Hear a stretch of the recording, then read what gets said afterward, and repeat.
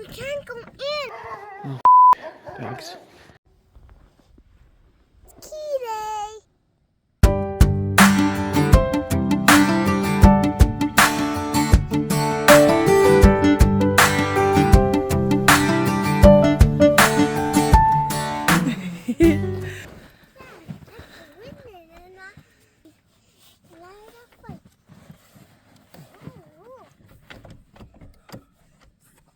I mean, We can't go in.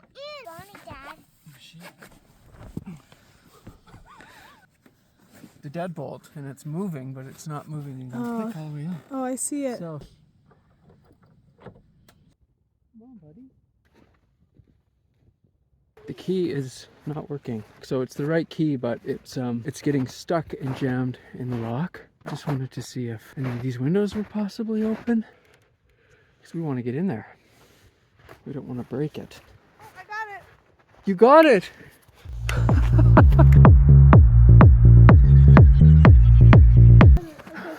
How did you do it? I don't know. Go ahead. Let's grab our baby. Oh, She's asleep over there. Okay, here it is. It's so little. We made it. We did it.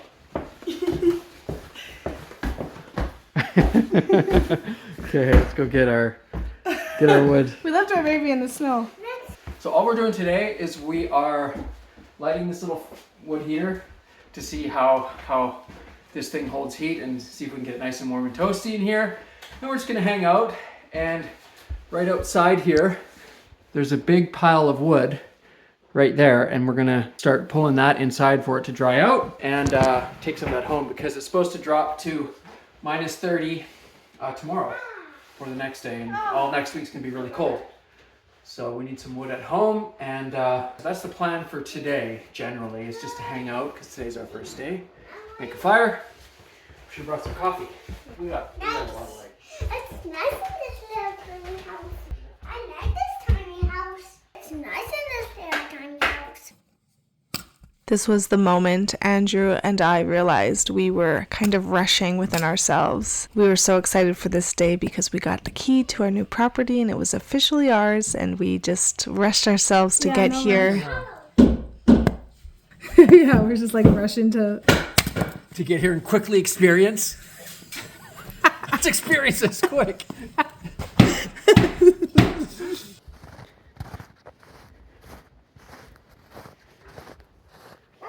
Oh, thanks.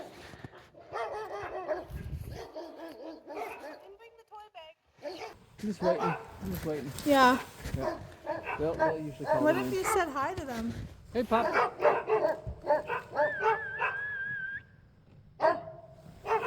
Hi.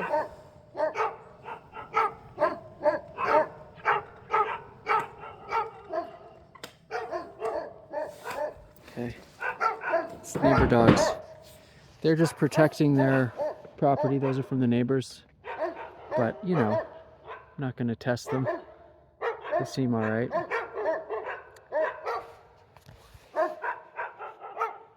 Pups! Hey! Oi! It's nice in this tiny home. It really is, isn't it? Yeah. Alright, let's see. But I like it. But the coldness is nice on my feet. Oh, it is? Yeah. It's nice in this tiny home. Yeah, you like it on here? Yeah. It's nice on this. So, there's our wood over there.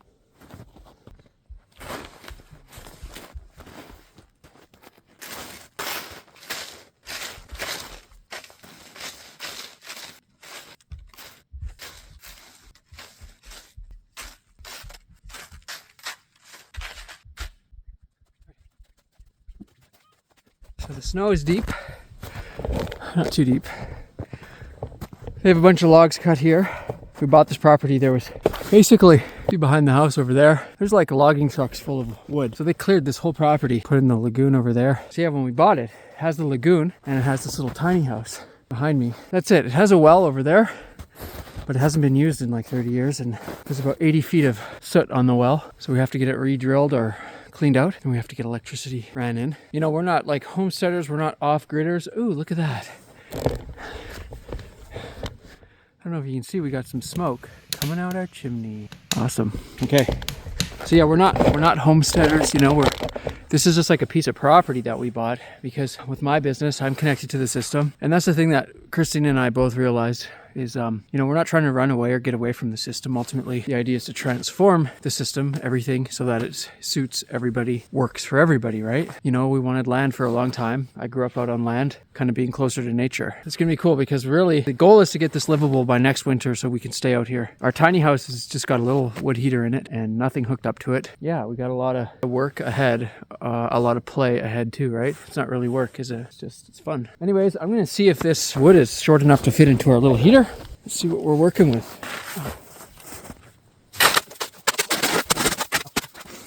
Part of me thinks that these are long logs, so I might have to cut them with a chainsaw, which I didn't bring. They're short. Oh, they're frozen solid.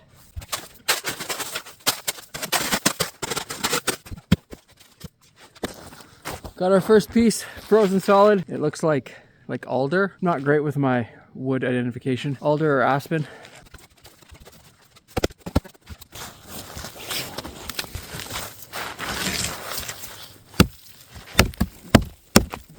All right, so another point is that it's really cool to have all this wood here, like these log piles behind me, and because wood is actually such a valuable resource for building, for heat up here in Canada. So yeah, I'm gonna pull some over.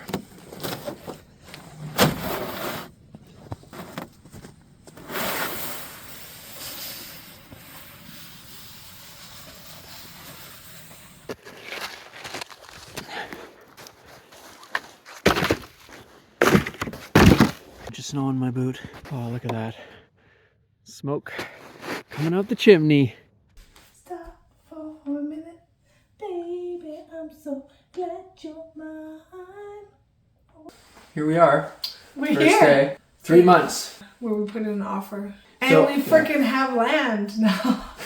It's still like surreal. I don't feel like all this like anything. No, because I feel like I felt all that already. Yeah, you know? we are. Now it's yeah. like, now it's the actions and like the reality of it. The reality, which is I was excited to get to, is Me be too. here. Just Look be at- here. Look at that cool track. Get here. Yeah.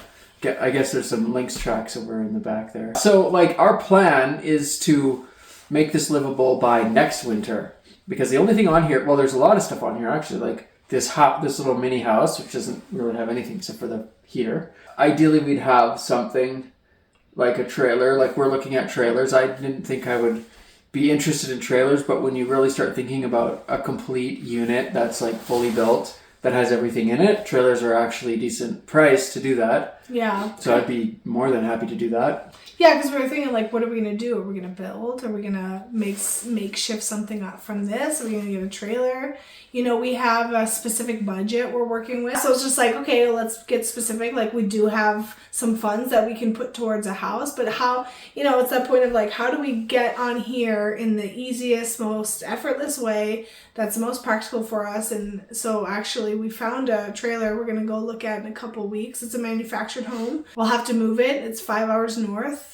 Yeah. And yeah, so it's just that point of like, okay, well, what's going to be best for us and how do we get out of here? We'll see what happens. Like Christine and I have talked about like how, so we're on 4 acres. There's 4 acres here. We just, like we're not homesteaders, right? We're not off-gridders. We're not off the grid. We're going to get power hooked up to here. But it's a way where you can still have access to the things like grocery stores and the system, but you are very connected to nature. You know, I grew up in that environment and then I moved away and I lived in cities, and you know, it's like I've always kind of wanted and wondered what it would be like to actually live back on some land and some property. And when Christine and I got together, we talked about that a lot. Here we are. So it's interesting now to be here and like, okay, let's test it out, because yes, I have my past experience, but you're just imagining it, and it's like, yeah. You know, you can't necessarily trust what's going on in your head, and it's nice to just get out here. Well, you just want to see for real. You want to see for real, so We're day one. Yeah. Day one. I just want will say, I would love to, in time, be completely self-sustaining in terms of like power. Like I would love to have solar power or any other kind of sustainable energy that we aren't hooked up to the grid. Like that would be incredible. But you know, it's like working with what's here and what we have access to at the moment. And so we're gonna set up power and also like the water. Obviously, we like the convenience of the system in terms of, you know, we're 20 minutes outside of the city, so we have access to everything that we need, but we have our space. You know, like we like our space yeah. and our quiet. Yeah, and we can potentially make this a very like self-sustaining sanctuary. We'll just walk it in real time and see how it opens up and unfolds. And you know, I'm most excited of just like getting out here and spending time and like getting to know the land and me and the land figuring out, okay, well, what does it want in terms of how to shape it, and like, you know, just like being in the land and getting inspiration and ideas and like what could we do here, what could we that's what I'm most excited about. So next summer it's like we have these things that we want to do. I want to build a carving studio out here. I want to build one that I can use in the winter time that's heated, and I also want a painting studio. So we have some goals for next summer. We've talked about some of the things that we want to do, where we get a little garden going. Nothing big yet. What else did we talk about? So we have 2 like pond type situations with a little creek running through, which I love. I'm actually very curious to see what the water does in the spring and where it's running, you know. So what I was saying is we have 2 sources of water here, 2 pond type things. One of them looks like it was manufactured and dug out because our property, this whole property was logged. Is that what it's called? Yeah, cleared, logged, like all the stumps taken out. Straight up trees. There was like nothing here, but then they cleared it a few years ago. I would say they cleared about 2.5 acres. Yeah, which is really funny because we were up here one summer visiting, and your mom and dad were talking about the guy behind them. I think I even could hear them. Yes, we could. I could hear him. It was like he's doing some big project back there. He's clearing something out. So it's so funny. But that's what it actually makes it look really nice because it's like open and also very closed. But anyways, so we want to fill that because it doesn't seem like a natural hole. It was a natural way that the water was flowing, and then they dug it out for some reason. I don't know why. So we want to fill that a bit fill it up because it just doesn't seem safe with the kids. And then the other one, it seems more natural. Yeah. And, you know, I would love to like filter it with some plants and make it a really nice, like potentially swimming pool, but a pondish area for wildlife and stuff like that. Yeah. So that's something we want to do next summer. We also talked about building a grass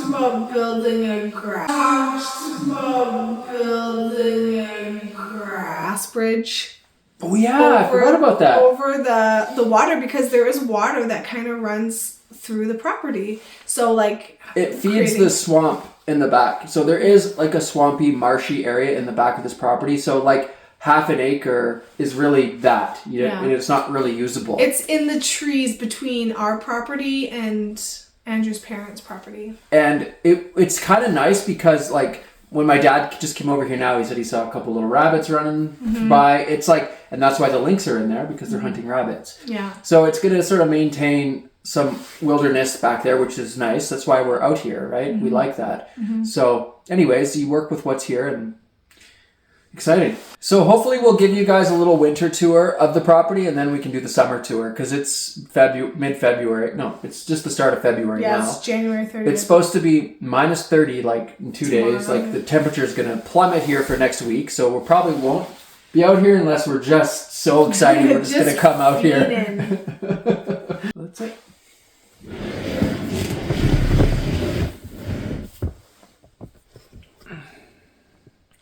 And that's what we get to look at. So are we going to put a bed in here? You think? So we can have maybe that's one of the next things we can do is get a bed and come and do a sleepover. Yeah. I would love it. You can fit a king size bed in here. You think so? Oh. It's like 78 by 80 or something. A king size? Yeah, 76 by 80. My thing is